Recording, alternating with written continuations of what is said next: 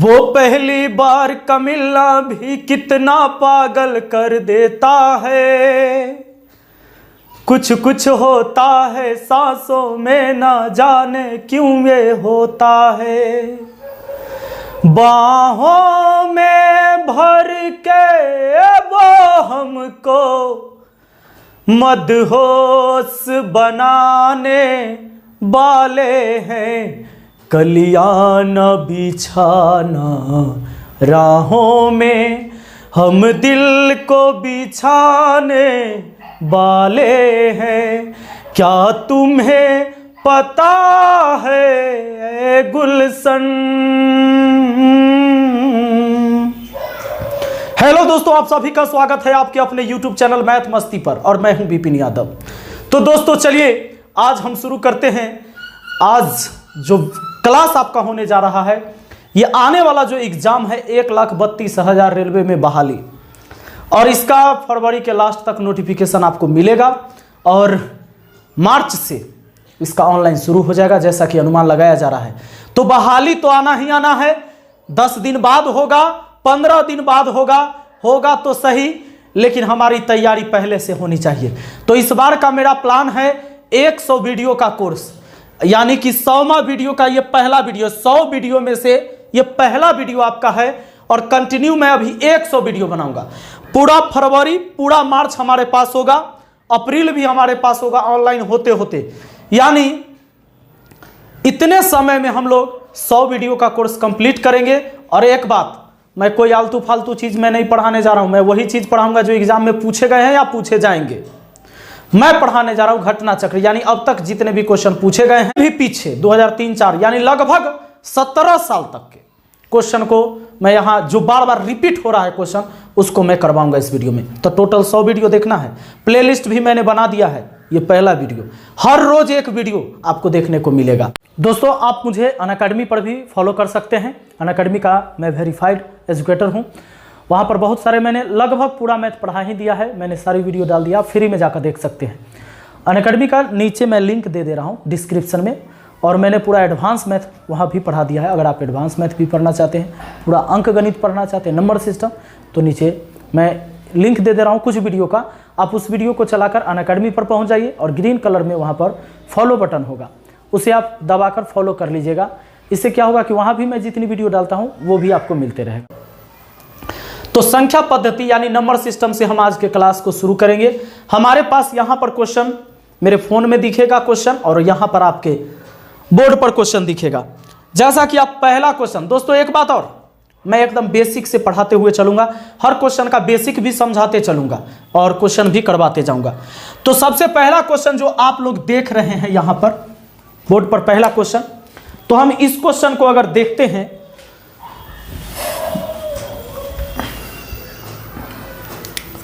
दोस्तों सबसे पहला क्वेश्चन जो हमारा है, क्वेश्चन कहता है निम्न संख्या में से कितनी संख्याएं 175 से पूर्णतः विभाजित है। 175 से पूर्णतः विभाजित है।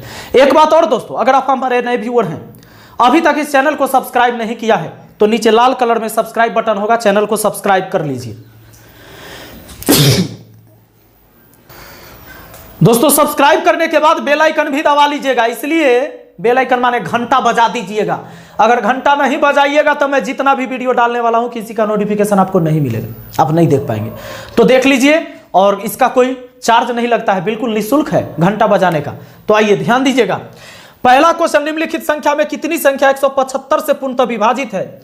और प्रश्न में संख्या हमारे सामने दिया हुआ है दोस्तों 500, 875, 1575, उसके बाद दिया जा रहा है 1915, 2625, 2625, उसके बाद है 2850, 2850, 3325, 3325, 4335।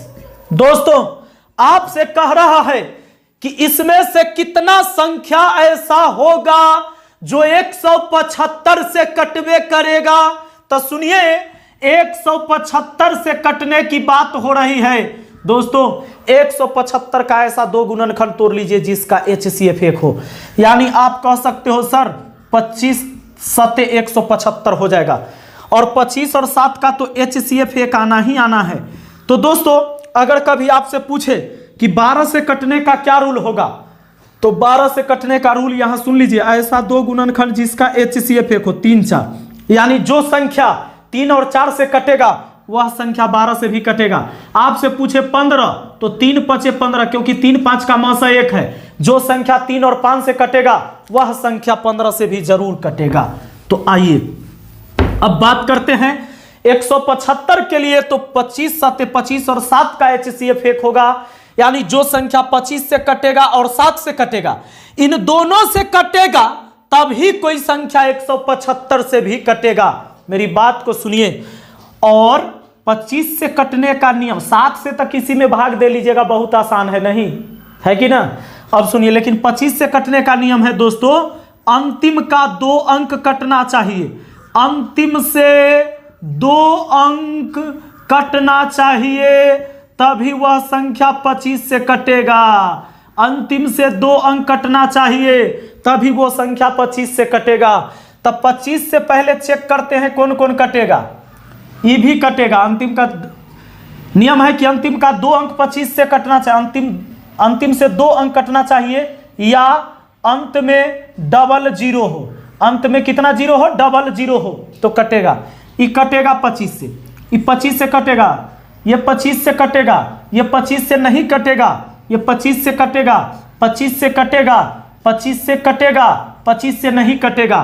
दोस्तों अभी जो नहीं कटने वाला था उसको मैंने क्रॉस कर दिया, जो कटने वाला था उसको सही का निशान कर दिया। लेकिन केवल 25 से नहीं, हम लोग चेक करेंगे यहां पर 7 से भी कटना चाहिए। आप ही बताइए, 7 से कटेगा? 7 7 49, 1 1 पर 0 नहीं, ये गलत हो गया, ये गलत हो गया, इसको हटा लीजिए। ये 7 से अगर इसको काटते हैं तो कट जाएगा 7 1 7, 1 1 पर 7 17, 7 दूना 14 शेष 3 3 पर 5 35 कट जाएगा। इसको बात करें तो ये भी कट जाएगा, क्योंकि 7 दूना 14, 7 दूना 14 शेष 1 1 पर 7 17, फिर 7 दूना 14 शेष 3, कट जाएगा, दोनों कट जाएगा, ये नहीं हुआ। ये इसको अगर लेते हैं तो 7 21 शेष बच जाता है 5, 5 पर 2 52, 7 7 49, फिर ये भी कट जाता है। ये नहीं कटेगा 7 से, ये 7 से नहीं कटेगा, 7 चौके 28, अब बचा 50 नहीं कटेगा, और ये 7 से कट जाएगा। तो 7 से 1 2 3 4 संख्या 7 से कटेगा, अतः हमारा उत्तर ऑप्शन ए होगा। दोस्तों एक बात और, हाँ मुझे समझाने में समय लगता है, मुझे क्वेश्चन बनाने में थोड़ा समय लगता है। इसका वजह यह है कि मैं सिखाना चाहता हूं, ना कि आपको सीधे कोई तुक्का बता दूं और डायरेक्ट आप कर लो, ऐसा नहीं। मैं आपको सिखाना चाहता हूं कि गणित आप सीख जाइए। तो मैंने इसमें बेसिक के साथ मैं बढ़ूंगा, इसीलिए थोड़ा सा मैं ज्यादा समय लूंगा। एग्जाम में आपको किसी को समझाना नहीं है, डायरेक्ट आपको वहां सवाल बनाना है, ठीक है। तो आगे बढ़ते हैं। अच्छा, यहां पर एगो लाइट दिख रहा है, तो ये धूप इधर से आ रही है, तो बहुत दिन बाद धूप आया है, तो हम सोचे कि आने देते हैं। आप लोग को भी धूप की जरूरत थी, क्योंकि बहुत ठंड पड़ा है इधर, तो रहने देते हैं ये, ठीक। आइए अब दूसरा क्वेश्चन देखते हैं। दूसरा क्वेश्चन हमारा है, सबसे बड़ी तथा सबसे छोटी 2 अंक की अभाज्य संख्या का अंतर की गणना कीजिए। सबसे बड़ी और सबसे छोटी अभाज्य संख्या 2 अंक में होना चाहिए, और उसके अंतर क्या होगा। एक बात बताइए, अभाज्य संख्या कहते किसे हैं? अरे भाई वैसी संख्या जो केवल अपने आप और एक के अलावा किसी से न कटे, अभाज्य संख्या है नहीं। लेकिन सबसे पहली अभाज्य संख्या 2 है, फिर 3 आता है, 5 आता है, 7 आता है, ये सब कटेगा अपने आप से और 1 से, इसके अलावा किसी से नहीं कटेगा। तो ये अभाज्य संख्या है। लेकिन ये 2 अंक का नहीं है, 1 1 अंक का है। तो 2 अंक के सबसे पहली अभाज्य संख्या, सबसे छोटी अभाज्य संख्या 11 मिलेगा। 11 कटेगा अपने आप से और 1 से, इसके अलावा किसी से नहीं कटेगा। 11 अभाज्य संख्या हुआ। और दूसरी बात अगर चले तो सबसे बड़ी 2 अंक में अभाज्य संख्या 97, इसका अंतर पूछा है। 7 में से 1 गया 6, 9 में से 1 गया 8, यानी 86 अंतर आएगा। हमारा आंसर ऑप्शन डी हो जाएगा। बढ़ते हैं अगले सवाल पर। दोस्तों मैं आपको वही सारी चीजें पढ़ाने जा रहा हूं जो एग्जाम में क्वेश्चन रिपीट होगा या रिपीट हो रहा है। आगे देखिए, 1 से 10 तक की संख्याओं के वर्गों का योगफल की गणना कीजिए। 1 से 10 तक की संख्या के वर्गों के योगफल की गणना कीजिए। यह कौन सी बड़ी बात है, ये तो आप लोग भी जानते हैं। 1 से लेकर 10 तक के संख्या के वर्गों का योगफल, 1 का वर्ग, 2 का वर्ग, 3 का वर्ग, 4 का वर्ग, कहां तक बोला है? 10 तक के वर्गों का योगफल। सुनिए, अगर 1 से प्रारंभ करके 1 का स्क्वायर, 2 का स्क्वायर, 3 का स्क्वायर, 4 का स्क्वायर, बेसिक भी करते चलिए, n तक के वर्गों का योग हो तो n into n plus 1 into 2n plus 1 बट्टा 6 होता है भाई साहब। यानी 1 से शुरू होना चाहिए और जहां तक मन है वहां तक जाइए। इनके वर्गों का योग निकालने का ये फॉर्मूला है। तो n के जगह रखेंगे 10, फिर 10 आ 1 11 हुआ, 10 दूना 20 आ 1 21 हुआ बट्टा 6। अगर इसको हम काटते हैं, 6 का आधा 3, 10 का आधा 5, 3 से काटते हैं 3 सत्ते 21 और 11 सत्ते 77, तो 5 गुने 77 भी लिख सकते हैं। अब इसको गुना कर देंगे, 7 पचे 35 के 5, 7 पचे 35 और 3 38, 385। यानी कि हमारा आंसर ऑप्शन बी होना चाहिए या सी होना चाहिए? देखिए तो 7 पचे 35 के 5, ठीक है, हासिल 3 और 7 पचे 35 और 3 38, 385 होना चाहिए। तो 385 ऑप्शन सी में है और जो कि आंसर ऑप्शन बी दिया हुआ है तो गलत दिया हुआ है, आप देख लेंगे। ठीक, ऑप्शन बी है, कोई दिक्कत तो नहीं, आप लोग खुद समझदार हैं, समझ जाइएगा। कभी मिस्टेक हमसे भी हो सकता है क्योंकि मैं भी इंसान हूं। आगे बढ़ते हैं, सवाल है अगला, 1 का क्यूब, 2 का क्यूब, 3 का cube plus dot dot dot 10 तक के क्यूब बराबर 325।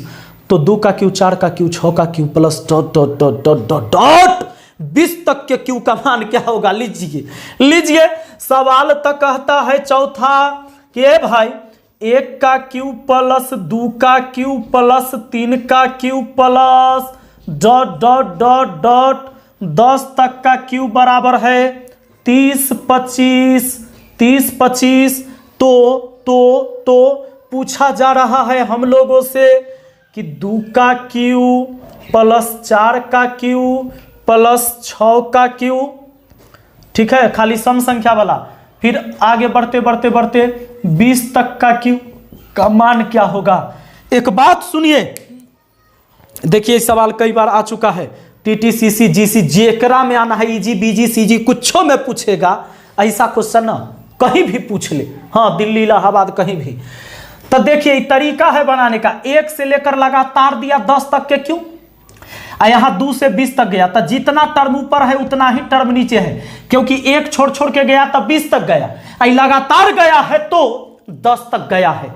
अब मेरी बात को सुनिए, इसका ही 8 गुना होता है, क्योंकि 1 का क्यू होता है 1 और 2 का क्यू होता है 8, तो इसका ही 8 गुना हुआ ना।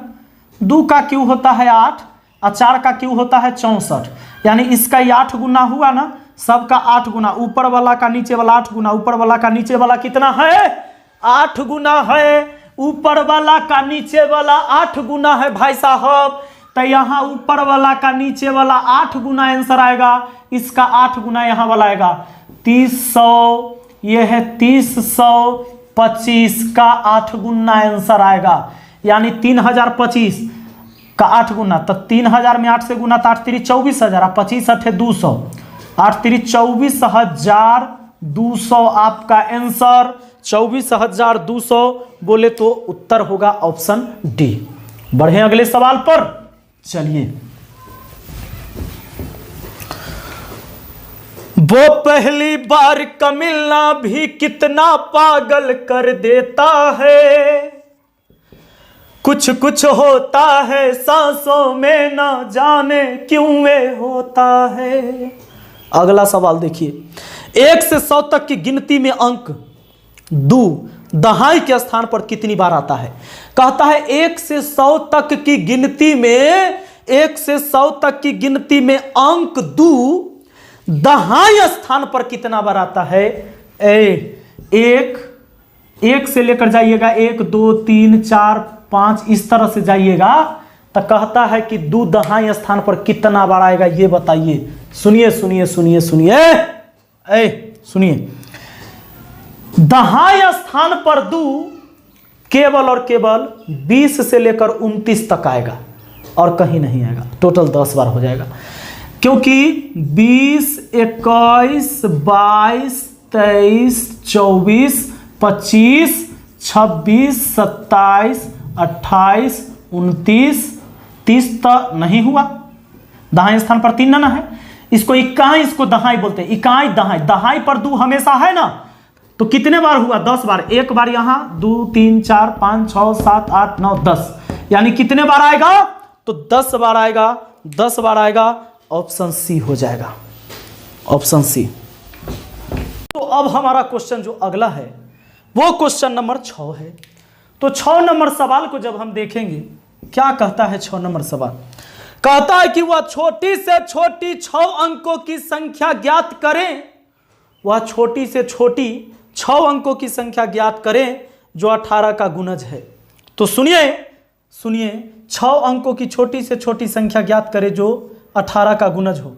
18 का गुणज का मतलब वो 18 से कट जाना चाहिए, यही बात ना भाई साहब। तो सुनिए, सबसे पहला 1 पर है 5 0, 1 पर 5 0। दूसरा है, हाँ 6 अंक ना हो गया, 5 0 है वो एक।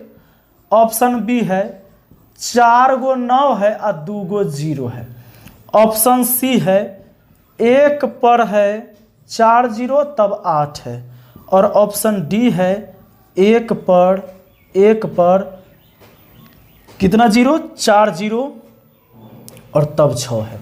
दोस्तों 6 अंकों की छोटी संख्या तो सब है 6 अंक में, शुरू में जिसका वैल्यू बड़ा है वो तो सबसे ज्यादा बड़ा होगा, तो ये बड़ा है। बाकी सब में शुरू में 1 है, लेकिन अब इसके लास्ट तक 0, लेकिन इसके 8 है, इसके 6 है, तो सबसे छोटा ऑप्शन ए हुआ, नहीं हुआ सबसे छोटा, क्योंकि देखिए इकाई दहाई सैकड़ा हजार 10,000 लाख 1 लाख है। और जबकि देखिए इकाई दहाई सैकड़ा हजार 10,000 लाख 1 लाख 8 है, 1 लाख 6 है, 1 लाख है। तो कहने का मतलब आई 9 लाख है, नहीं 9,99,900, तो ये ज्यादा है। हम इसको चेक करेंगे, छोटा बोला है तो सबसे छोटा, क्या ये 18 से कटेगा? अरे 18 से कटने का नियम होना चाहिए भाई साहब, इसका ऐसा 2 गुणनखंड जिसका HCF 1 हो। तो 2 गुने 9, 2 9 18, जो संख्या 9 से भी कटे और 2 से भी कटे वही संख्या 18 से भी कटेगा भाई साहब। एक बात फिर से सुन लीजिए, जो संख्या 2 से कटे 9 से कटे वही संख्या 18 से भी कटेगा। तो सुनिए, ये 2 से तक कट जाएगा। 1 लाख के इकाई दहाई सैकड़ा हजार 10,000 लाख, 1 लाख के आधा कर दीजिएगा, 2 से काटिएगा तो 50,000 होगा, कट गया। लेकिन 9 से कटने का रूल है दोस्तों कि अंकों का योग 9 का गुणज होना चाहिए। जैसे 2 का नियम है, अंतिम में 0 है या सम संख्या है तो कट जाएगा। तो 9 का नियम है कि इसके अंकों का योग 9 से कटना चाहिए। सबको जोड़िएगा, 0 0 0 0 0 1 जोड़िएगा तो 1 आएगा। 1 नहीं कटता है 9 से, इसलिए नहीं कटेगा। इसको चेक नहीं करेंगे क्योंकि बड़ा है, इसको चेक करते हैं दोनों में छोटका ही। इसको 2 से कट जाएगा क्योंकि लास्ट में 6 है तो सम संख्या है। लेकिन क्या 9 से कटेगा? सबको जोड़ेंगे तो 6 6 6 6 जो जोड़ते गए तो 1 6 1 7 हुआ, सब जोड़ के 6 में 0 0 0 6 0 0 6, फिर 0 0 6, फिर 0 0 6 6 1 7 7 कटता है 9 से, नहीं कटता है तो ये भी नहीं हुआ क्योंकि 9 से नहीं कटा, नहीं ये वाला कटा। अब देखते हैं इसको, 8 0 0 0 0 0 1 जोड़े 8 1 9, 9 से कट जाएगा, ऑप्शन सी कट जाएगा। और 2 से भी कटेगा क्योंकि लास्ट में 2 है। तो ये पक्का 2 से भी कटा, 9 से भी कटा तो 18 से भी कटेगा, अतः हमारा आंसर ऑप्शन सी हो जाएगा। तो कटने का अब नियम आपको पता है दोस्तों, मैं आपको समझा रहा था इसलिए ज्यादा समय लगा है, आपको समझाना नहीं एग्जाम में। 18 से कटने का नियम 2 और 9 से कटे, 2 से तभी कटेगा जब अंतिम में सम संख्या या 0 होगा। और 9 से कटना तो भाई अंकों का योग 9 का गुणज हो गया, कटा तो कटा, नहीं कटा तो छोड़ दिए। अगला सवाल देखते हैं, ऑप्शनों से बन जाता, ऑप्शन से ही बन जाता आराम से। 7वां सवाल देखिए, कई बार एग्जाम में आ चुका है तो रिपीट होता है क्वेश्चन, हम पढ़ेंगे वही क्वेश्चन जो बार बार एग्जाम में आएगा या आता है। एक संख्या प्रणाली में 14,528 को एक संख्या से विभाजित करने पर सुरेश को भागफल 83 और शेषफल 3 प्राप्त होता है, भाजक क्या होगा? लीजिए, एक संख्या प्रणाली में 14,528 को 14,528 को एक संख्या से विभाजित करने पर यानी भाग देने पर भागफल 83 और शेषफल 3 आता है, तब सवाल पूछता है भाजक क्या होगा। एगो बात बताइए, अगर 7 में 2 से भाग दिया जाए तो 2 तिहाई 6, शेष बचेगा 1। यानी दोस्तों इन दोनों को गुना करके 1 जोड़ दिया जाए तो 7 के बराबर हो जाएगा। 7 के बराबर यानी इस भाज्य के बराबर भाजक और भागफल का गुना जोड़ शेषफल यानी रिमाइंडर 7 हो जाएगा। देखिए 2 तिहाई 6 प्लस 1 हो गया ना 7। यानी हम कह सकते हैं कि उसी तरह हम इन दोनों को करेंगे गुना और जोड़ेंगे शेषफल, अपने पता चल जाएगा कि कितना बार में इसका x का मान क्या होगा, यानी कि भागफल कौन होगा। ठीक, सॉरी भाजक है, ये भाजक, ये भाज्य, ये भागफल, ये शेषफल। तो दोस्तों इन दोनों को गुना करना पड़ता है।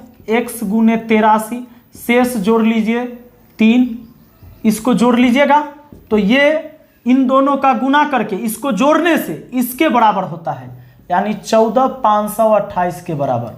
3 जाके अब घट जाएगा, इधर x गुना 83 और 3 जाके घटेगा तो 14,525 आ जाएगा। 28 में से 3 घट गया 14,525। अब 83 से आप भाग दे सकते हो, 83 से काटोगे डायरेक्ट 175 बार में कटेगा, यानी ये आपका 175 हो गया। किसका मान? तो x का मान, यानी ऑप्शन डी आंसर आ रहा है। ठीक है, चलिए बढ़ेंगे हम लोग अगले क्वेश्चन पर। अब देखिए एक संख्या प्रणाली 7 नंबर सवाल हो गया है। अब क्वेश्चन हमारा 8 नंबर होगा दोस्तों। तो 8 नंबर क्वेश्चन हमारे सामने क्या कहता है, 4744 लोगों में बराबर बराबर बांटे जाने के लिए 1,49,250 रुपए में कम से कम कितने रुपए मिलाने की आवश्यकता है। यानी दोस्तों सवाल यह कह रहा है कि 4744 लोगों के बीच 4744 लोगों के बीच बराबर बराबर बांटने के लिए 1,49,250 रुपए दिया हुआ है। 1,49,250 रुपया, इसको बराबर बराबर बांटिएगा, कम से कम कितने रुपए और मिलाने पड़ेंगे, कम से कम कितने रुपए और मिलाने पड़ेंगे। तो दोस्तों ध्यान दीजिए, यहां पर आपको क्या करना चाहिए, इसमें बांटना ही है ना, तो भाग दे लीजिए। तो बांटिएगा तो सबसे पहले हमारे पास शेषफल आ जाएगा, और जो कि शेषफल हमारे पास जब इसमें भाग देंगे तो 2186 आएगा। दोस्तों मैंने भाग दे के पहले से इसे रखा है, इसलिए क्योंकि ये क्वेश्चन ही ऐसा था, बेवजह का डिजिट था इसमें, तो इसमें भाग दिए। चूंकि समय आपका बर्बाद ना हो तो भाग देने पर शेष इतना आएगा। तो इसमें कितना जोड़ना है कि पूरा पूरा कटे, कहानी यही है। तो यही दोनों का अंतर जब इसमें जोड़ेंगे तो इससे पूरा पूरा कटेगा, यानी पैसा पूरा पूरा बटा जाएगा। तो इन दोनों का अंतर यानी 4744 में से 2186 को घटा दीजिएगा तो आपका आंसर 2558 आएगा। यही जोड़ना पड़ेगा इसमें, बस जोड़ दीजिएगा तो पूरा पूरा कटेगा। सवाल का है कितना जोड़ना होगा जो इनसे पूरा पूरा कटेगा, यानी बटाएगा हिस्सा, तो 2558 जोड़ना होगा। ये 2558 कहां से आया, इतने लोगों के बीच इतने पैसा बांटना था तो इतने लोगों से भाग दे दिए, शेष आया इतना, शेष इतना आया तो और कितना रुपया चाहिए भाई, तो इन दोनों का अंतर ही चाहिए, यानी 2558 और चाहिए। चलिए उम्मीद है कि आप समझ गए होंगे। अगला सवाल पर बढ़ेंगे और देखते हैं अगले सवाल को। क्वेश्चन नंबर 9, न जाने कितने बार पूछा गया एग्जाम में। दोस्तों 2 अंकों की एक संख्या के अंकों का योग 14 है, यदि उसमें 36 जोड़ा जाता है तो उसके अंकों का स्थान आपस में बदल जाता है, दोनों अंकों में से छोटा अंक कौन सा होगा। सवाल कहता है 2 अंकों की संख्या के अंकों का योग 14 है, 2 अंकों की संख्या XY, इकाई हुआ दहाई हुआ। अच्छा एक बात पता है आप लोग को, 3 2 4 ऐसे हमने लिख दिया, तो इसको ऐसे भी लिख सकते हो, इकाई वाला में 1 से गुना करके प्लस दहाई वाला में 10 से, इकाई दहाई, दहाई यानी 10 से गुना, तो 10 से गुना करेंगे तो 20, इकाई दहाई सैकड़ा, सैकड़ा वाला में 100 से तो 300। अब 320 और 4 जोड़िएगा तो 324 फिर आ जाएगा कि नहीं, 320 और 4 324 हो जाएगा ना। यानी दोस्तों जब 2 अंकों की संख्या आपने XY माना तो इसमें दो अंक कौन कौन है, एक्स वाई है। और सवाल कहता है दोनों अंकों की एक संख्या के अंकों का योग 14 है, यानी इसके x प्लस वाई करने से होता है 14। दोनों अंकों का योग कितना हो गया, 14 हो गया। यदि उसमें 36 जोड़ा जाए तो उसका अंकों का स्थान आपस में बदल जाता है। किसमें 36 जोड़ने पर, वही संख्या में। इस संख्या जो था ना, इसमें अगर 36 जोड़ दीजिएगा तो कितना आएगा जानते हैं, ये अंक पलट के आएगा, यानी yx आएगा। दोस्तों इकाई वाला में 1 से गुना और दहाई वाला में 10 से गुना आप लिख सकते हो, प्लस ये 36। इकाई वाला में 1 से गुना प्लस दहाई वाला में 10 से गुना 10y। अब देखिए हम x वाला ला के इधर घटा लेंगे तो 9x बचेगा और प्लस y वाला आके घटा तो माइनस में 9y हो जाएगा। अब बराबर ये हमारे सामने कितना है, प्लस 36 उधर जाएगा तो माइनस में 36 हो जाएगा। अब एक बात बताइए, यहाँ 9 कॉमन ले सकते हैं तो x माइनस वाई अब बराबर होता है माइनस 36। चलिए 9 से काट सकते हैं, 9 चौका 36, x माइनस वाई बराबर -4। और तो हमारा ये दूसरा समीकरण निकल गया। एक समीकरण हमारे पास x प्लस वाई बराबर 14 और दूसरा समीकरण है x माइनस वाई बराबर कितना, -4। तो सवाल ये कहता है इसमें आप अगर जोड़ देते हैं तो y से y कैंसिल हो जाता है, 2x बराबर हो गया 14 में से 4 गया 10, 2 से 10 को काटे 5 बार में, x का वैल्यू 5 हो गया। तो x का वैल्यू 5 तो y का वैल्यू कितना हो जाएगा 9, क्योंकि एक अंक, ये दोनों अंकों का जोड़ 14 है तो एगो 5 है तो दूसरा 9 होगा, तभी तो जोड़ के 14 हो जाएगा। आपसे पूछा जा रहा है दोनों अंक में से छोटा अंक कौन है, छोटा अंक 5 है कि 9, 5, तो 5 होगा, यानी आपका उत्तर ऑप्शन बी होगा।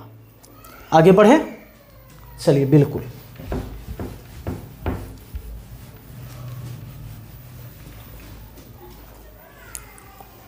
अगला सवाल है दोस्तों 10 नंबर सवाल। प्रश्न कहता है किसी शहर की जनसंख्या उसके 5वें भाग से 5000 अधिक है, शहर की जनसंख्या बताइए। किसी शहर की जनसंख्या उसके 5वें भाग से 5000 अधिक है तो संख्या, यानी शहर की जनसंख्या बताइए। अगर शहर की जनसंख्या, तो चलिए दोस्तों ध्यान दीजिएगा, ये हो जाएगा 5x में से x गया, तो 5x में से x गया तो कितना हो जाएगा 4x बट्टा 5 बराबर कितना 5000। तो 4 से काटेंगे 12 चौके 48, 4 5 20। अब देखिए x वैल्यू 125, 25 625 और 1 0, यानी 6250 जनसंख्या हो जाएगा। तो हो गया हमारा ऑप्शन सी आंसर। दोस्तों रहने देते हैं आज की वीडियो को यहीं तक। बहुत बहुत धन्यवाद इस वीडियो को देखने के लिए। और आपको पता चल गया होगा एक वीडियो बनाने में कितना मेहनत होता है। अब यहाँ बोर्ड पर जो देख रहे हैं एक धूप की छाया, रोशनी जो यहाँ पर पड़ रहा था, पहले कितना पतला था अब कितना मोटा हो गया यहाँ मेरे आसपास, यानी बहुत देर लगता है एक वीडियो को बनाने में। और इसके बाद अब एडिटिंग का काम होता है, फिर अपलोडिंग का काम होता है, फिर थंबनेल बनाया जाता है। एक वीडियो बनाने में मेहनत लगता है। हाँ दोस्तों, ये सही बात है कि हर इंसान अपने फ़ायदे के लिए ही वीडियो बनाता है या काम करता है। इसमें मेरा कोई नुकसान नहीं होता है। अगर नुकसान होता तो शायद मैं भी ये काम नहीं करता। लेकिन हाँ, ये वीडियो देखकर आपको भी नुकसान नहीं हुआ होगा। अगर वीडियो पसंद आया है तो लाइक शेयर कमेंट जरूर करिएगा। एक बात और मैं बता दूं, ये लगातार 100 वीडियो का कोर्स अभी मैं तैयार कर रहा हूं। और आप में से किसी की भी इच्छा हो कि मेरा पेड क्लास ज्वाइन करना, जो कि 1 घंटे का रोज पेड क्लास होता है और वो प्राइवेट करके पढ़ाया जाता है, तो उसको ज्वाइन करने के लिए केवल 100 रुपया मंथली फी है। यहाँ पर मैं आपको नंबर दे रहा हूँ, इस नंबर पर व्हाट्सएप कर सकते हो या कॉल कर सकते हो और पता कर सकते हो क्लास के बारे में। एडवांस मैथ का स्पेशल क्लास अलग से चलता है, उसके बारे में भी आप क्लास कर सकते हैं। तो चलिए बहुत बहुत धन्यवाद। वीडियो पसंद आया तो लाइक ज़रूर करिएगा, डिसलाइक भी करके आप जा सकते हैं पसंद नहीं आए तो। मिलते हैं हम लोग अगली वीडियो में, अब दूसरा वीडियो में। Thank you.